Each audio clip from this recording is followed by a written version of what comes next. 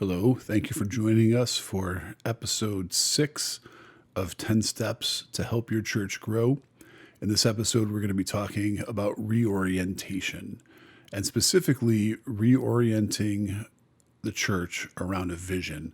I mentioned in the last episode, which was about vision, that there needs to be a transition for a church to become healthy again. There has to be a transition from being focused on maintaining what you have to being focused on vision. And that change in focus is a big part of what we're going to talk about for reorientation. There's really sort of two aspects to reorientation, but one of them is this change in focus. Churches that have plateaued or are declining are characterized by a focus on maintaining what they have, on holding on to, and in some cases, not even what they have anymore, a desire to maintain what they had. Part of this is maintaining what you have physically, holding on to the buildings and keeping them in good shape and maintaining your staffing and those sorts of things. And those aren't intrinsically negative. It's a very positive thing to be good stewards of what you have. But when the focus is just on maintaining those things or on desperately trying to hold on to some former glory or some former level of success, when you're just oriented backwards, when you're looking backwards, when you're focused on holding on to or trying to hold on to those things, you are not well equipped to move forward. So the first aspect of this reorientation is a turning away from what was to look at what could be. Now, I guess it's what is and was. In some ways, the maintenance is really about what is and maintaining what you have at the moment. But in either case, we want to turn away from the past or even to some extent the present. We do need to be mindful of the present and our present situation and our present circumstances, but we need to be looking forward. Our fundamental orientation has to be where we're headed. It has to be a goal. It has to be a vision for fulfilling God's commandment, God's great commission for us as a church. It needs to be our vision of how we're called to minister to the community around us. And as we do that, as we shift away from maintaining what we have to being goal-oriented, that's where we have the most potential to experience revitalization. That can be difficult. It can be scary. I've talked several times in these videos about how most churches, especially in plateau or decline, have some cynicism, some pessimism. They become risk averse. Because when you're trying to maintain, when you're trying to hold on to what you have, risk is danger. You could burn up resources that we want to use somewhere else, trying something new. We don't want to take that risk. What if there's no payoff for that?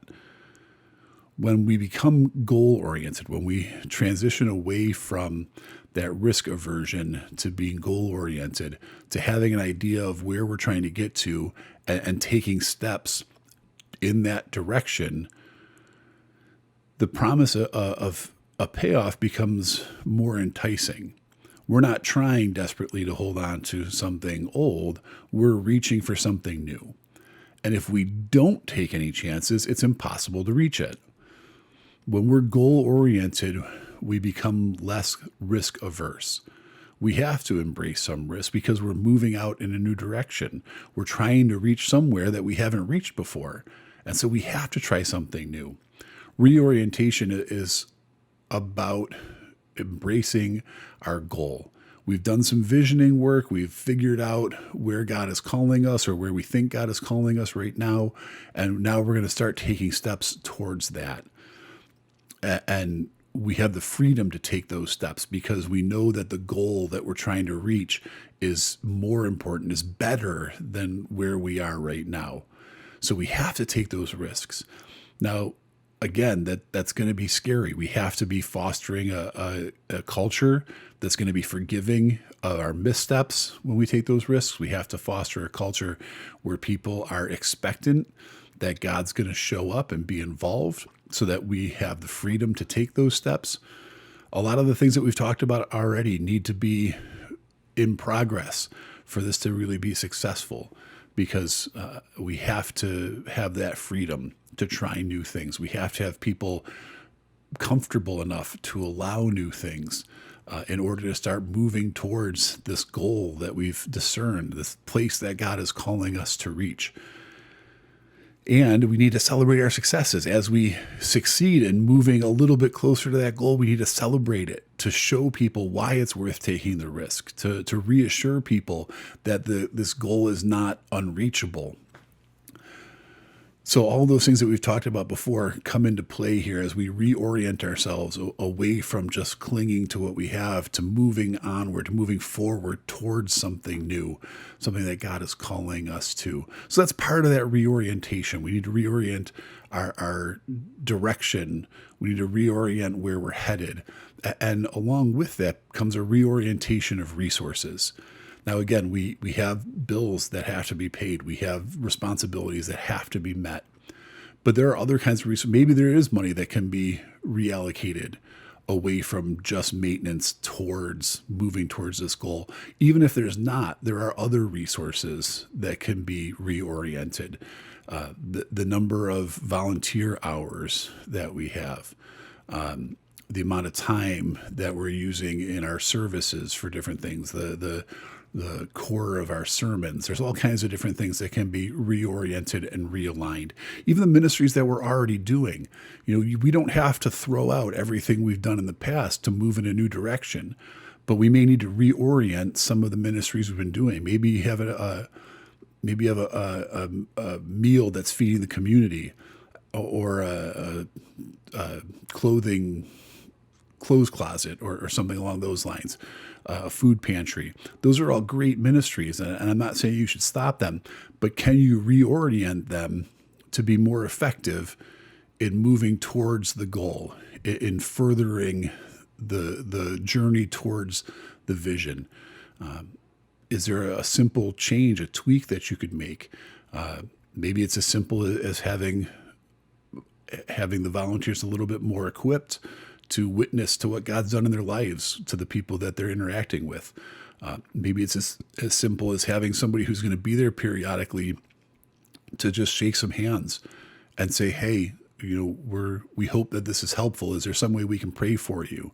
And to be able to connect with people on that level. Maybe it's having somebody who feels comfortable inviting people to come to a Sunday service or to an outreach event that the church is holding. Are there ways that you can reorient the things that you're already doing to be more effective? Are there new volunteers or old volunteers who maybe you don't need 10 different people on one committee that could be done with 2 or 3? Maybe you could get 7 or 8 of those people to take even just that 1 or 2 hours a month, and instead of spending them in a meeting, investing them in something that will move you towards that goal. How can you reorient your resources to support the vision instead of just doing what they've been doing? And then finally, how do we reorient our understanding of who we are, our identity? Our identity as a congregation, as congregations change over time, and they're oftentimes subconscious. It's not something that we think through a lot of the time, but we have an identity as a congregation. And sometimes it's rooted in the here and now. Sometimes it's rooted in who the congregation really was 20 or 30 years ago, or 40 or 50 or 60 years ago. Some congregations' identity is rooted in who they were at their peak in maybe the 1950s. Some congregations are rooted in where they are now, and that might be a sense that they're on their way out. Their identity may be that they are a dying congregation, and they've just accepted that. Whatever our current identity is, if we want to be healthy, if we want to grow, if we want to experience revitalization, we need to work on reorienting our identity to correspond with our vision. Instead of focusing on where we were or even where we are, our identity should be reoriented towards what we're being called to. Maybe the reality is your congregation is a dying congregation right now. But if we have a vision, if you have a vision of where God is calling you to, that should and must shape your identity. You're not just a dying congregation, you're a congregation that's moving on towards this goal that God has called you to. You're a congregation that's moving towards this ministry, this effectiveness, this state of being that God has called you to. And that's something that takes time. Just like changing the church culture takes time, changing that sense of identity takes time. But if you continually hold up the vision in front of the congregation, if you celebrate the ways that you've been successful in moving towards that, if you're realigning your resources towards that vision, the more you hold that up, the more you talk about it, the more you celebrate it, the more you live into it, the more it becomes part of the church's identity. And that becomes a self-reinforcing thing. As the church more closely associates its identity with the vision, it lives into that vision more and more. And as the church lives out that vision, it very naturally becomes more and more entrenched, entangled with how the congregation sees itself. So figure out your vision, and once you do, start to realign your resources. Start to realign your expectations. Start to realign your goals. It is your goal. Start to realign your understanding of who you are as a congregation around not where you were or where you are, but around where you're headed. And as that identity grows, as your resources are reoriented, as your focus shifts from holding on to things to grasping towards something new, you will experience more excitement. You'll find people more interested in volunteering and getting involved. When people have a clear vision for where they're headed, when there's a goal in mind, they tend to give more of their time, of their energy, of their money. I don't want this to sound like that's the motivation, right? We're not trying to set a goal in front of people as a carrot to suck in more giving. But the reality is that people tend to be more invested when there's a goal that they're headed towards. When the goal is holding on to what we have, the tendency is to put in the bare minimum to sustain what we have. When there's a goal in mind that people are interested in, that people want to see reached, they become much more invested. And when they're invested, they're more willing to give time, to give talents, to give money. They're more willing to take risks. Figure out what your vision is, figure out where your goal is, hold it up in front of the congregation, celebrate the steps towards it, and reorient your focus, your resources, your expectations, and your identity. And as you do that, you'll see new life taking hold. You'll see revitalization taking place, new health growing in your congregation.